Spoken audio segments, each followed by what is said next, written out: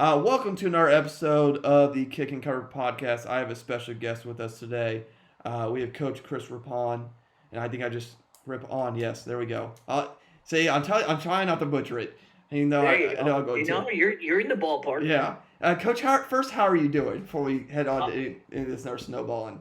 I'm doing great. Thank you very much. I'm excited about being with you today on New Year's Day, and glad, Nick, that uh, 2020 is over, but and there were some negatives certainly, but I've been very fortunate personally. My daughter graduated from med school. My Awesome. two sons got um, uh, boosted up in their jobs. I have my twin daughters. One is just became a doctor. One is the director of social and digital media for the SEC. Oh, that's sweet. So our kids are doing fantastic. My wife and I just celebrated our 34th wedding anniversary. Congratulations. Had an opportunity to start my own business, and of course to meet people like you. In a different environment than we normally would have, whether it was at a coaching clinic or connections Yeah. through football. Well, and I tell people all the time, like I'm appreciative that I'm able to do this and communicate with people and meet this way, but at the same time, I would much rather do it in person at a clinic or at say whatever university you would be at or just something. I prefer that is the one thing. That's not the one thing, but that is one of the things I miss most. Like the fact that we're probably going to no in person clinics, or if we do like one or two here and there, like because it's part of the great thing about an in-person clinic is you get to see people you haven't seen in a while, catch Right. up, and shit. And let's be honest, there is you've been to clinics, you've done clinics, like it is. There's always those side clinics that happen at clinics where there's eight of you in a side room on a whiteboard or a mirror drawing up stuff that is just it's a good time and good bonding experience and yeah, that's my No, little. you're 100% right. I've attended clinics as I was starting up in the profession, and learned a great deal, and was that guy that hung around to the very end and would grab somebody and have an opportunity to get more information and develop a relationship, and then transitioning to being that guy, that people wanted to stick around with and everything else. There was also a time, and again, you're much younger. There was a point there when we were at Syracuse all the time I was there from 93 to 2004, where spring practice was opened up to high school coaches. And it was an assignment for me as an assistant that I would be available for the high school coaches. There would be two coaches available in the morning. We would do our work, and they had the opportunity to study the film and the cut-ups and everything else.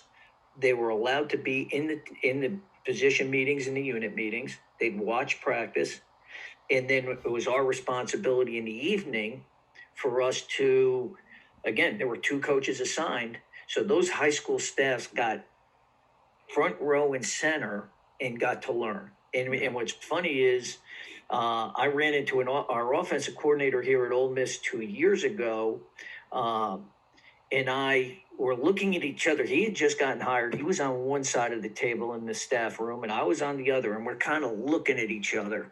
And I know you. And Coach Luke introduced everybody to Phil Longo, and Phil Longo had come from Sam Houston, originally a high school coach in New Jersey, who used to come and visit us at Syracuse. There you go. And after the meeting, walks up, he says, "Rip," I said, "Phil," and that's where we had started our relationship. And of course, now he's doing a phenomenal Oh, job in he's doing a North fantastic Carolina. job, coach. He's doing a fantastic job. Yeah, he was a high school coach at Parsippany High School in North Jersey, is I, where we had first when he came up to Syracuse to meet with us. I would be amazed if he doesn't have a job offer here soon for a big school. Like in terms of Yeah, being a head I would coach. be too. Like I mean, he's doing a fantastic job. Yeah, Uh, everywhere he's been, he's done a phenomenal job. yeah, no, Mac Brown made a home run hire with that one. Like that's, I mean, that yeah. I don't know him personally like you do, but I mean, there's there's stuff that's like you can just tell. Like, let's just be honest, you know.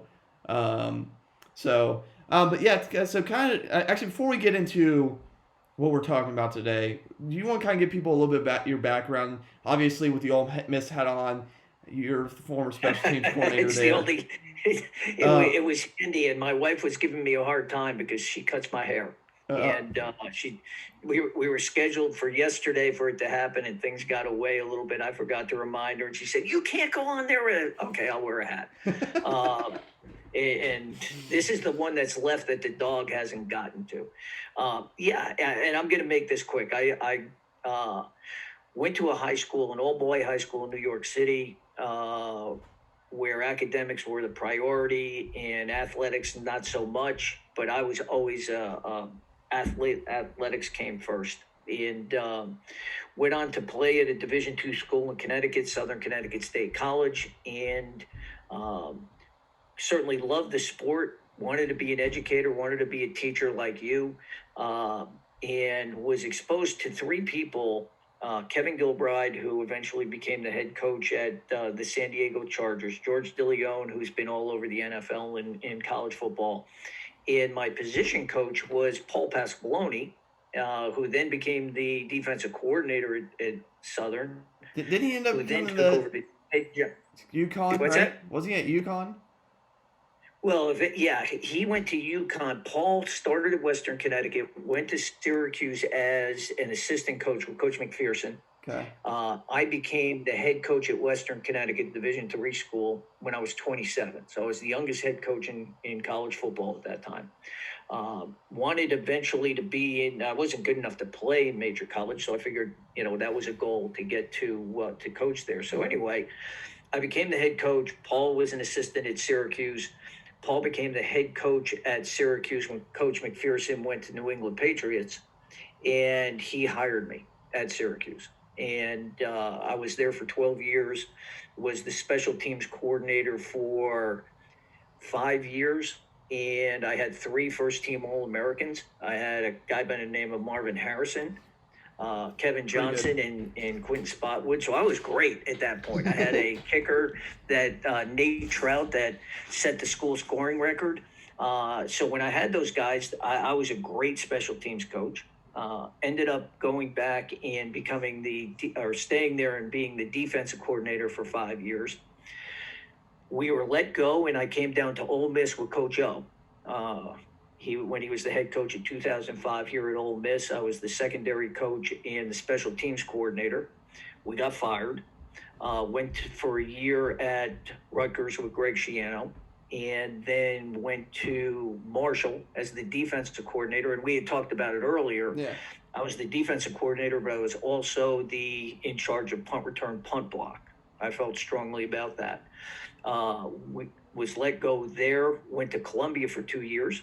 Back into New York City, and it was awesome. And being the DC, and again being the punt block coach, was the acting head coach after Coach Mangurian was let go. I thought I had a good chance at that, and they brought in a new AD, and he wasn't going to hold on to me. He's going to bring his own guy. And then for the last 5 years, was the director of community relations, special teams coordinator. I was the 10th and a half coach is what they considered that. So I wasn't recruiting, and I wasn't technically on coaching players and running meetings.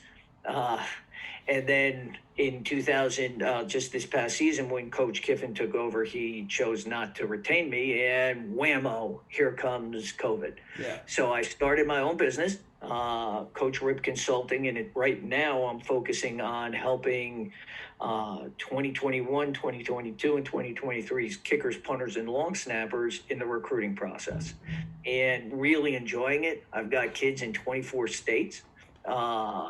So I'm having a lot of fun, and I get to meet guys like you. And it's, you're a coach, you're a people person. And this for me is like a fix. Chance to get to talk to you, get to know you, maybe, be able to answer some questions that people might have, and develop a relationship. I hope that, we can continue and build from here. Yeah, and coaches that are listening, information about his business will be in the bio, link to his website and his Twitter and all that stuff as it normally is. But again, all that stuff will be then. I'll remind everybody at the end of that. But I do appreciate you coming on because anytime I can pick somebody whose brain with knowledge is always a good time, especially a vast knowledge. Like I made the comment when I fill out our exit surveys with our head coach this year. It had a bunch of stuff on it, but one of the things was, what did you do? What did you do right? What did you do wrong this year? Like in your opinion, like, and you can go as long and short with that. I was like, well, and one of the things I did right is I listened to Coach Toby and Coach McKenna when they had something to say. And the reason, and you don't know who those people are, but both of them have head coaching experience and been coached. Each of them have coached 30 years in the sport. Like I put on there, I'd be an idiot if I didn't listen to 60 years of combined experience.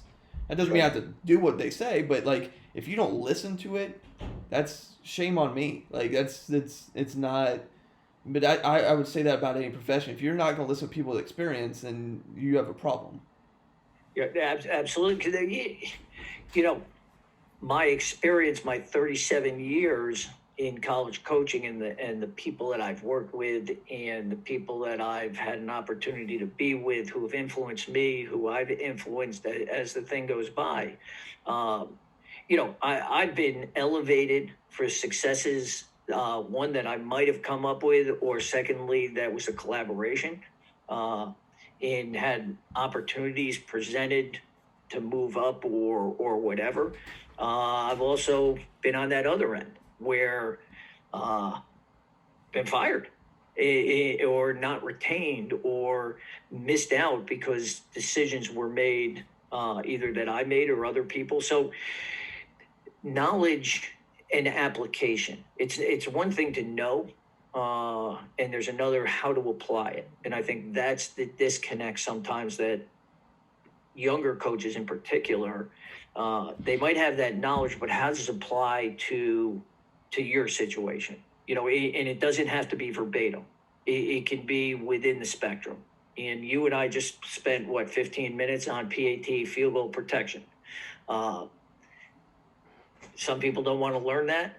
Some people get to the nitty gritty and why these things happen and are in tune to it before you go for the game-winning field goal or the game-winning PAT, and they come off the edge or they come down the middle and you don't understand why.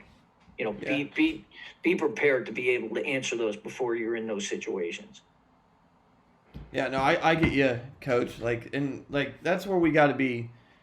And that's kind of where we're going to drive this conversation too, is about the details and a variety of other things. Because I mean, before we even started, and before we even came on air, and went on air, as I hold up quotation marks, this is all pre-recorded. It's not like this is live. We had three interesting conversations about the greatest football coach of all time, which is such a subjective argument. Who's better, Michael or LeBron, which is also extremely subjective.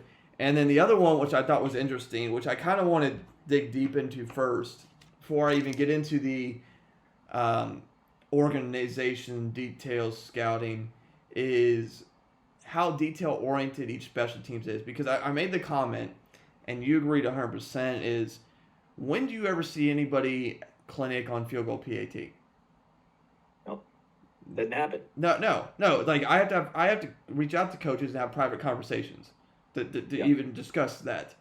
And then, but I thought it was funny, and I wish I would record it. That's what. Hopefully, we can re-grasp that small rant you went on. The level of detail you need on field goal PAT is astounding. That people have no idea. Do you want to kind of go into you don't have to get down into techniques, but like what you have to factor in real quick? Sure. The first thing that you've got to develop is, to me, you have to make a decision as a coach based on what your kicker is comfortable with. That's number one. Can he kick if the laces are back? or do you have to have perfect laces? So the general, everybody out there from the snap is going to be 7 yards. Well, it might be 6 3/4. It might be 7.5, whatever. And that's based on the comfort level of the kicker. Now, to me, the most overlooked aspect is you get the offensive line coach up there and they say, okay, we're going to put our inside foot on the heel of the snapper. And in high school, you mentioned that you can't automatically interlock. So you're going to be, my inside foot is going to be on the heel of the man to my inside. And on the snap of the ball, I'm going to interlock and we're going to stay low. And, we'll get into those other particulars. But now you're at a point where you have a tight end and you have a wing. Okay, so you're coaching the PAT team and your people aren't getting the overlap. So you're getting interior penetration. So immediately the coach is going to say, well, we got to tighten that down and we got to overstep the interlock between the guard and the snapper, the tackle and the guard, the tight end and the tackle. That's great, coach. Knock yourself out. The problem now is edge pressure. For every half a step that you're bringing to the inside, you're decreasing that edge pressure. And the angle that player has to take in order to make the block. And that, of course, everybody on PAT field goal block is talking about, do I go two hands, one hand? Am I allowed to leave? At what point is it? That's the other side of the conversation. But as soon as you start to tighten down on that snapper, you're making the edge shorter. So now I got my tight end. What are you going to do with them? Are you going to double bump them? Are you going to take your inside leg and you're going to bring it inside the tackle? And now I'm going to work to punch out.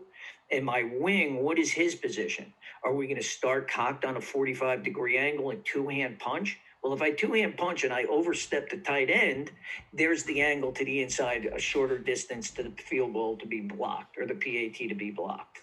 So now I'm going to sit him in there. Now I'm going to do what with the wing?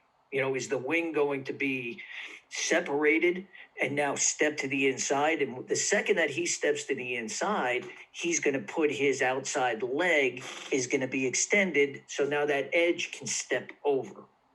So all of those things don't happen. You don't answer those questions until you get it blocked. And now it's a fire drill. And now the head coach, this coach, that coach are all scrambling around on how do you fix that? And the only way that you can fix it is in preseason camp or spring practice, you have to go live. Now, parts can be inside live, parts can be outside live. You can do one side, the other, but you have to have those questions answered before you get into the game. And why the frustration would be with me taking them through a walkthrough and then keep hammering away at our head coach. I need live field goal. I need live field goal. I need live field goal. I just need 3 of them. That's what I need. And I'm going to draw up the block because I want to expose my tight end wing every year for the last 5 years.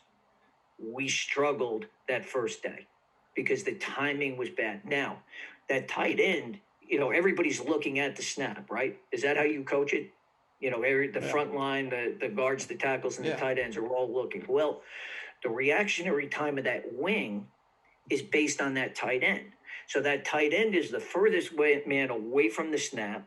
He also feels pressure. He's got to do a great job of focusing on that. And the second that he's late, there's interior pressure between the tackle and the tight end, and it's a delay reaction by the wing. So you opened up a can of worms by asking me that question because I just spent 5 minutes on what nobody spent more than 5 minutes on in most of their career. No, that's why I wanted you to come on and this is why I like talking to people who have experience, because of that conversation. I had the same, I had talked to a Tulane coach, and we spent 45 minutes talking, just field goal PAT. Legitimately, that was a long conversation. Their special team assistant, who's a very good dude, I love him to death. He's been really good to me. We spent 45 minutes on that. I mean, but also at the same time, I spent shit, probably 35 on onside and onside recover with the special teams quality control guy at Colorado. Like, I don't like our area gets ignored half the time anyways, and that is what it is. I've accepted that little aspect. I was very fortunate to work for the past 2 years for a head coach who gave me the time I need when I asked for it. I was very lucky in that aspect. Um, but like you don't always get that, and then on top of that, you got to figure out what works, what doesn't. I mean, I two different years. I tried something different to start the year on field goal PAT. Didn't work. Scrap it. Go back to what you're doing. Yeah, yeah. Well, and again, you're young. You stay, and if you watch Alabama today, right? Oh, I'm looking forward to it. Yeah. Okay, Alabama's got starters on special teams. Mm-hmm. Rare. It's rare. Okay, that's number one. Rare. And secondly, there's two really big things that happened that's prior to your age group in as far as relates to special teams. Number one is the 20-hour rule. Okay, affected college football, and really there's not a lot of people that have talked about it, right? Yeah. Well, you say that, but they're going to push the 20-hour rule, but not because of special teams. Yeah. So they took away, offensively, the philosophy changed. It's not that the I formation isn't any good. It's the time that you have to put in on the I formation and play action pass to different blocking schemes. You don't have that time anymore. So you're not lining up. Okay, they're in a 4-3, they're in a 3-4, they're jumping to 3-3-5. Whatever they're doing, you don't have time to make those checks and adjustments in the timing of the play. So now they went to a fast tempo RPO, which is basically triple option, but it's gun option. But so the 20-hour rule really, really hurt special teams. The second thing that happened is, in relationship to that, is the players that you have on the field. You're losing fullback tight end types. They're not there anymore. You're losing the linebacker type because you went from having 3 or 4 of those guys to 2, because now you're using the hybrid guy to go play out on 2 detached, right? And, is that an outside linebacker or is it defensive line? So you're losing a group of players that are a foundation to special teams, return teams, and coverage teams. And, we were fortunate that when you look at 3 guys right now in the NFL that had great years, okay? Evan Ingram was a 3-star player. DK Metcalf and A.J. Brown, okay? 2 receivers that have blown up the NFL this year, right? Do you really think that the offensive coordinator wants me to have A.J. Brown or DK Metcalf on any special team? No. And do you think they want to be? No. Well, they did. A.J. not as much as DK, but how are you, because of the lack of numbers, and how are you going to use these wideouts because they're running 9 million routes? How are you going to use them on a special team? So you're dealing in a numbers game plus the second level kids. The whole dynamics have changed, and to be good, you need a personnel management kind of guy that can handle that can motivate the DKs and the AJs, the guys that can get the head coach to let Evan Ingram be on your punt team, to motivate and come up with concepts that your second level players can have success, and that you can have success with them being on the field. So there's my rate of where special teams is in 2020, 2021. Oh, no, I get you 100%, and I've battled that too a little bit. Like, it was usually on punt was usually my biggest battle to get starters on there. But I mean, we all know the old adage about punt being the most important play. I would argue punt and kickoff because both they can score fairly quickly and both lead to bad field position. But whatever. Yeah, that's semantics in my opinion. Arguing over that. Um, but yeah, I mean, but again, that's the part of detail that also gets missed is the personnel. Like, Mhm. yeah, I'll do what I can to get the twos in if I can afford it, but you need to understand that on punt and kickoff, there is a chance that one, your opponent can score.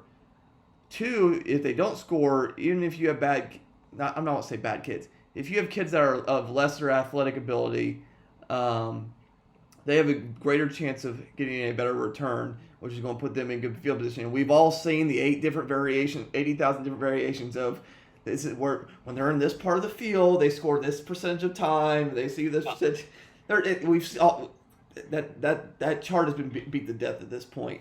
But yeah, that's what's going to happen. Okay, punt the ball at Christian Kirk Yeah, at Texas A&M. Go ahead. yeah. Go line up and say, I'm going to line up with a punt team, and Christian Kirk is going to sit back there, and he can change the game any play, and he wants to. You remember when Devin Hester was in the league? Yeah, You couldn't kick to Devin Hester. Devin Hester was going to score. yeah. Hey, So that goes decently, and now it's the incorporation of what kicker do you have, what punter do you have, and all those other things. But personnel is a huge and then I don't know how it is with you guys from a roster standpoint, but in the SEC, when you're in an SEC game, you can't have more than 65 kids on the field. That's what your traveling squad. That's who's dressed. So again, you're taking a number of the wide receiver coach is banging the table to get 9. So he's got the X, he's got the Z, and he has the whatever other guy they call him, X, the Z, and the H. Right? So they want to be 3 deep. Yeah. Oh, okay. And then the DB coach is saying, well, I need 17 because, I got 4 guys here and we got to be, so really. You get your special package where a 5th guy comes in and your line coach needs his 9 to 10 at least. And the D line coach is saying, I got to have these guys because of the rush. And the offensive line coach is saying this because of the amount, we're running tempo and all this, and then you're going to carry 3 quarterbacks no matter what. And none of them are holders. I mean, it just, it's funny the meetings on Thursdays where you are the special teams coordinator and you're going over the travel squad. Sometimes it gets pretty hairy. I mean, there's times where you're playing the game and you're politicking from Monday through Thursday. But when Thursday comes around and they finally get to the special, okay, who else do you need?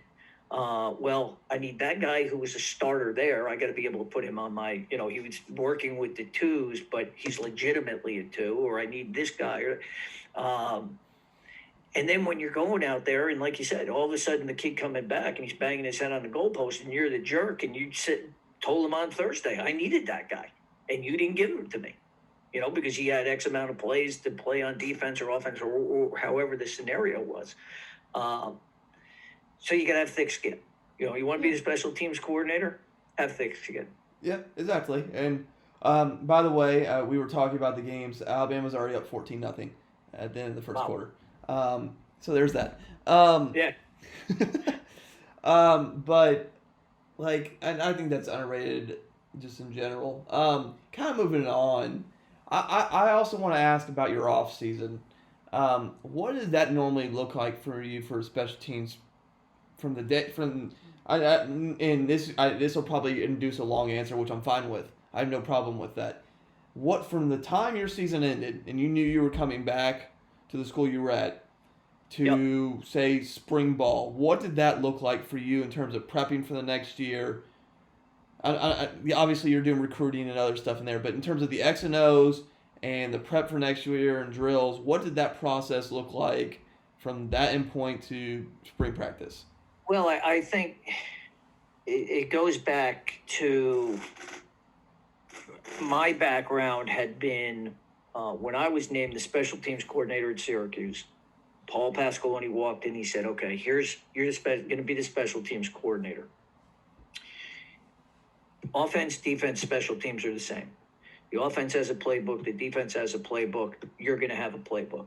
it's going to be exactly like the offense. And I had been a defense coordinator or head coach, so I knew what he was talking about. But it was going to be that detailed. The practices were going to be written up.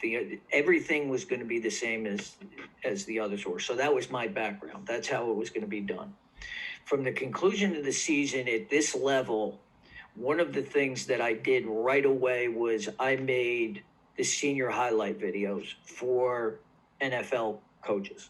So every one of my kids that played, that was a senior or whatever, they had highlight tapes made of them from the time that they played. So that any time a pro scout came in, the pro scout didn't have to look at game video and try to find this kid. So my first year at Ole Miss to the second year Ole Miss, all of a sudden I got interest and the kids started to buy in, because here it was for the guy coming in, and they would walk out and they say, that was impressive. Whatever coach is responsible for doing that, he owes you, or you owe him, because he made it easy for me. I got to see all your special teams play. So that started to develop that. So I would go over that, and then it was no different than offense or defense. It was quality control. Offensively, kickoff return, punt return, PAT, field goal, PAT. Exactly what the call was, and you would categorize it. Here's kickoff coverage versus a 5-2-2-2, or versus a 6-1-2-1, or whatever, and you would group those up and study how the returns were, and then categorize those again by not necessarily the coverage, but the concept that you were attacking. From a punt standpoint, what were the looks that you were getting, so that you can prepare that for spring practice? What were the positives? What were the negatives? What did you see? As we were a three-man shield team, that we had an Aussie punter when I first got here, and we pretty much stayed with the three-man shield, but did a lot of different things with it. And so you would evolve that, and you would do your, professional growth. You would call people, and, our access, of course, is a lot easier than you guys have access to other teams. So you would study what they were doing. And so the preparation was evaluate your personnel, evaluate your scheme, and find out what was good and build on that, and make a decision of the things that weren't as successful. Was it worth building on and fixing, or getting rid of, or supplementing? And that happened for every single, the 6 teams. How long obviously you have GAs and quality control guys who can help you here and there depending on the school and your resources and all that. How long was that process usually? Well, when you took away recruiting, now my situation for the last 5 years, it was me. I didn't have an assistant, and I liked it that way. I wasn't allowed on the road recruiting. All my recruiting was like you and I right now. I was able to either FaceTime kids or whatever, but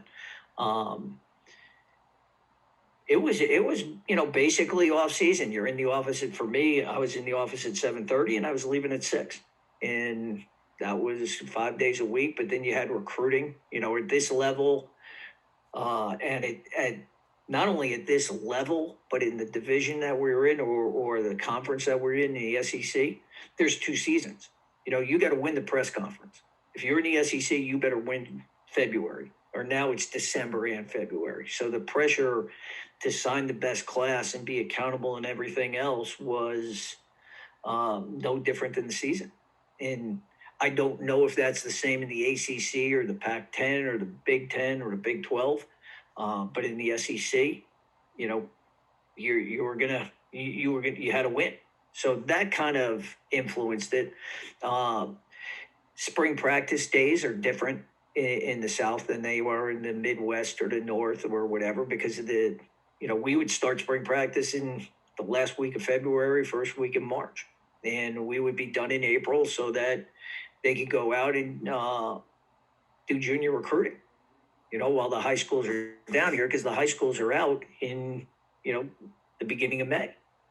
Now they start again in August 1st or 2nd, Yeah. So the timing, all that is a little bit different, I think, relative to the geography of the different schools. Yeah. All right. I mean, that's like I said, I'm always curious on how people do things, cause in breakdowns. Cause I know like one of my buddies is severely into it, but he's also a former um, college special teams guy and quality control guy and director of football ops. So I'm always just curious on how that process works for you. Um, Well, if you had a question, there would be a cut up for it. okay. I mean, yeah, there's you have a question, say, what did you do on this against this? Okay, and it would be categorized and built year over year. Yeah, I have everything that I've done's on video. Yeah. When I found out that you could have an external hard drive, all the old playbooks, all the old video, all the is on an external hard drive, and then I've gone back. I've gone back from punt fakes from 1 year to the next. I didn't carry it to 2 years down the line, saying, "Hey, this was pretty good." And in this situation, I was I really liked kickoff coverage, the concept that we came up with, and the multiplicity but simplicity of it. So Okay. everybody had their own responsibility. Always had this, but we would line up in different spots. Sometimes we'd shift. Sometimes we'd hit it on the run. But you would have to be able to know exactly the jersey numbers in order to block people. So hypothetically, you're not going to block the one. If you're on kickoff return, Yeah. Most you're not time you going to don't. block Yeah. the one, right?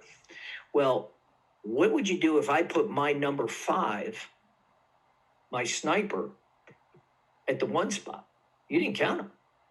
And to me, he's my best coverage guy. So I would line him up over here, I would line up over here, or I would shift him from over there to over there. And now you had to make the count, because most teams are going to make counts and say, okay, 17 is 4. And then the front line for us was we blocked 4, 3, and 2 with our 6 men up front. So 4, 3, and 2, and we would delegate, call it back, and all that other stuff. Well, we're not counting who really is number 5, because this guy was this guy was this. So what you saw in 2019 maybe wasn't shown since 2016. But I had success with it. The personnel was similar, and this is how I would come back. You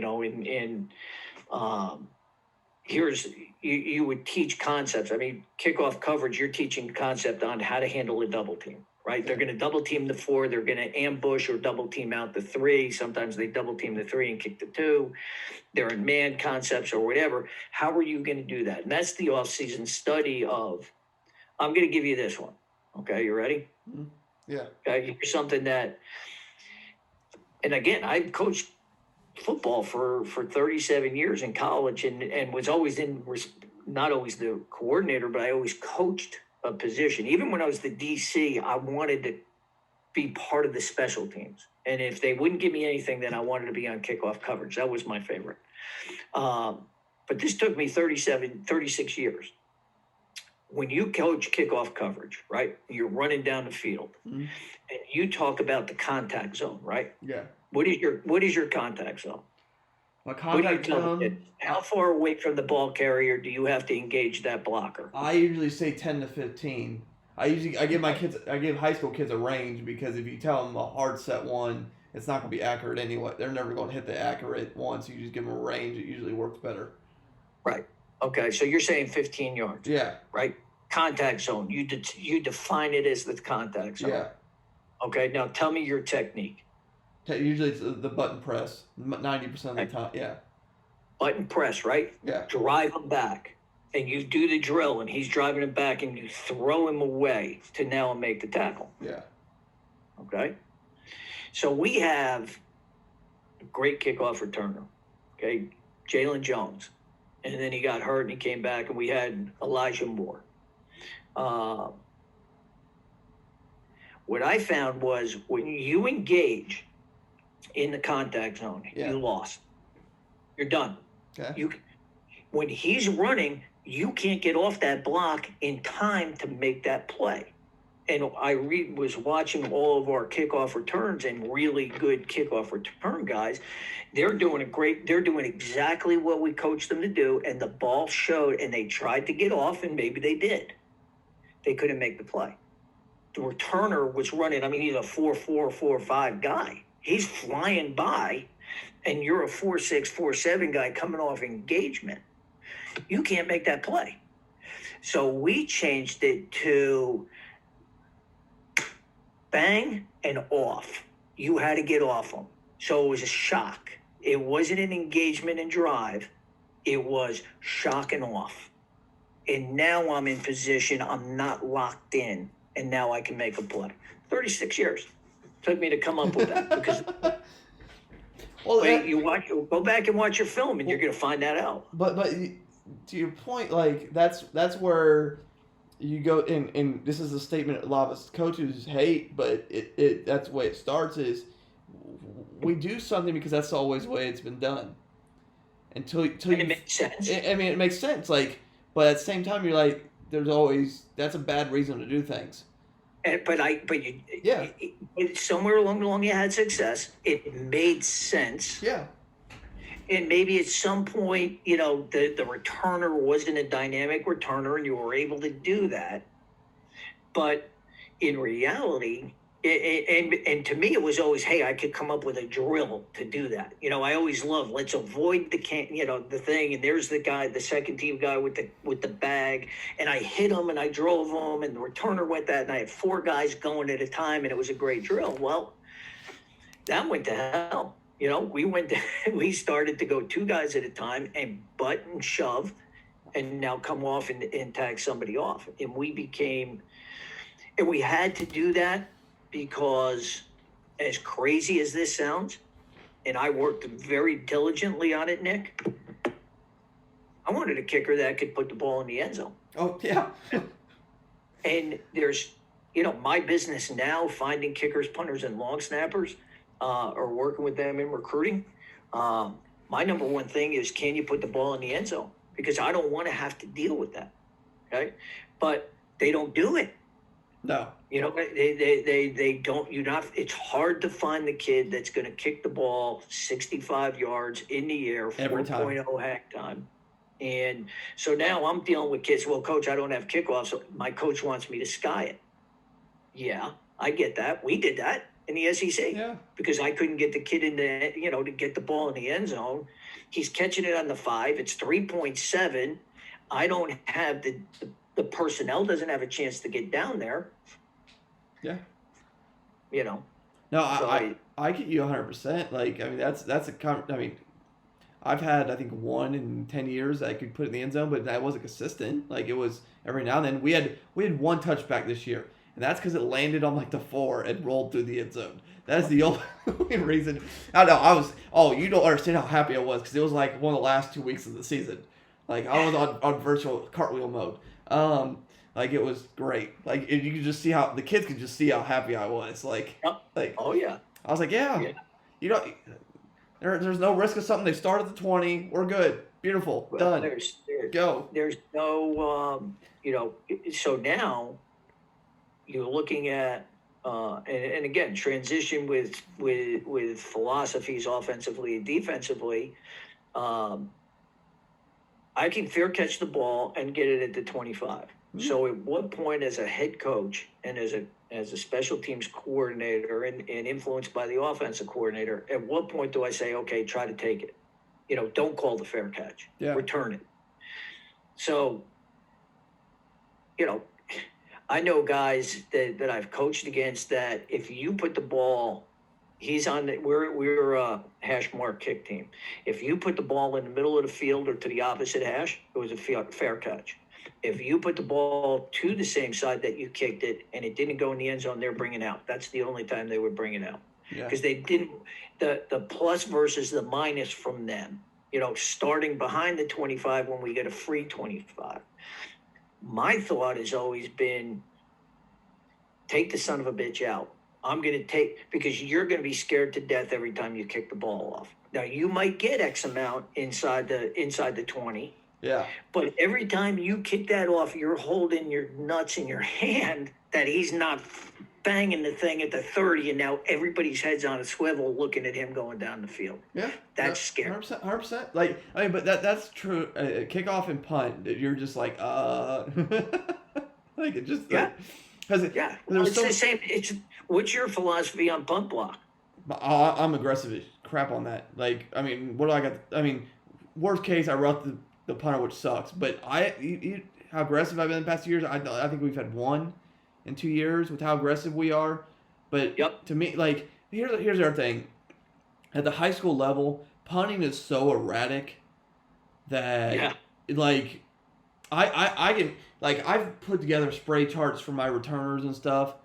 When the field when it's literally the whole field, like, shredder. Like this is why I go for the block, because setting up a return, like, the only way I'm gonna field one consistently is if I put two people back there. The problem with putting two people back there is now I open up fake possibilities for them, and I have found as a high school special teams coordinator, if I'm bringing pressure, the statistical odds of them running a fake is fairly slim. Yep. I've had 0 fakes ran against me in 2 years. Yep. So why?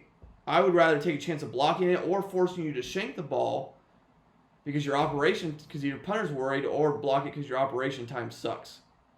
Yep. Oh, if I were a high school coach, I'm with you. Yeah. I mean, how often does a high school punter and snapper work together with pressure? Yeah, they don't. No, I do, but, like, that's just because I'm paranoid about it, because I know my philosophy. Yeah. Like, yeah, I'm with you. Like, when I see the looks you guys get for punt return, a punt team, I just laugh. I'm like, I'm never gonna see that. This is 100% useless for me. Like, who was I was talking to somebody the other day. Like, nobody rushed. They just stood there checking for a fake on a rugby. Nobody Yeah. Like, I've never seen that. Like, that I've never gotten that look once in my entire life. So what? Like, this is Well, again, it goes back to we want the ball. Yeah. We want the ball. Don't give them a chance. We want the ball wherever you're going. And, we didn't, in 1 year, we were so bad on defense. And for the last couple of years, Ole Miss has not been good on defense. Was the thought of you possibly running into the punter and giving them a chance to start again. We finally stopped them, and you're giving them another chance? No way, Jose. And that goes back to what you and I had talked about earlier philosophically, is if I'm the DC, I'm running the punt block team. I'll know when to make the decision to go after it, where I feel confident, or when I don't. When I think that we should get a return, my return concepts on punt return are you're either running a wall return or you're running a hold up return. There you go. Yeah. And I'm gonna have Auburn used to do a really good job of doubling the gunner, but taking one guy and flying him off at the last part. Oh, yeah, I've seen that. Yeah. Bringing it back across and running a reverse. I thought that. Here's a question for you. We're on punt real quick. Yeah. All right. You got two returners. Right? You're the punt team. You got two deep returners. How do you know who gets the ball? How would I know who gets the ball? So you're punting the ball. They got two returners. You're going to cover. How do you know which returner is going to get the ball? Well, I would hope my punter would give me a directional call as he punts it, as he should. But there's it wasn't 2020, and there's a crowd in there, and there's noise and everything else, and I'm running down the field. I can't hear them. Well, then under that circumstance, I would tell them who to punt to. Like, that's part of my scout is I don't want you punting to A, punt to B, or punt it out of bounds. Like, those are the three options. Now, a good special teams coordinator, once he sees that, say I'm just kicking to my right, would flip the returners. But that's where, as a special teams coordinator, I need to be able to adjust, and also I need to do a good job coaching up my punter and saying, do not, under any circumstance, kick the number 16. Do not within a 5-yard period. Do not go anywhere near him. Now, he's a high school kid, so he'll mess up the first time and still kick to him. But that's how I handle that situation. Now, because you might have better punters, but I've No. worked with the punters, guys. There's no guarantee. No. I mean, there's no guarantee that he's going to kick. The one guy is on 5 yards on the hash, and one guy's kind of inside the hash or whatever. Here's the key. This is what you're paying me the millions of dollars for today is.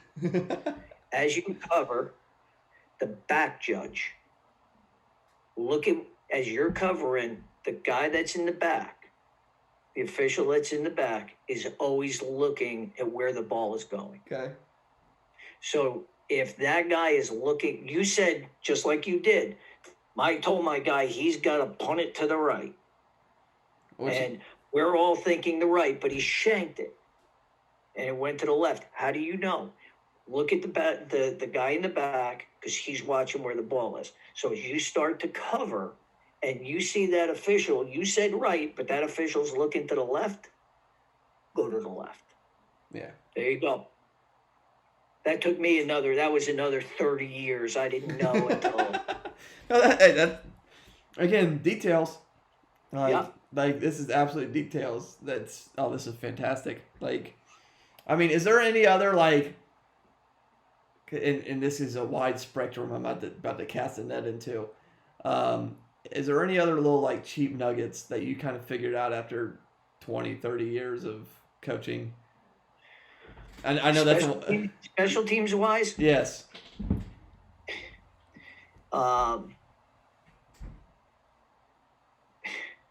My gut feeling is if you're in and I've lost games because of it, if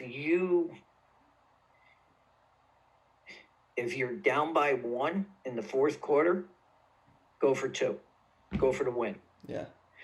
Don't put it on the kicker. Even to tie the game with 1, unless he's the greatest thing since sliced bread and you would let him date your daughter. If not, go for the win. I've lost 2 games because our kicker went to tie it. 1 hit the left upright, 1 hit the right upright. Go for 2. Go for the win. Your offense got you there. Go for the win. Don't put it on a kid who, for 90% of practice that week, is on his own. Can do anything he wants to do. And now you're telling him he's got to go out there and execute. And that was originally... It's funny how I ended up as being a special teams coordinator because I hated kickers and punters. When I was in college, we had a kid, and I won't give you his name, but he was number 99. 99 on the field, number 1 in your heart. And he was about 5'8", 300. And all he did was kick and be weird.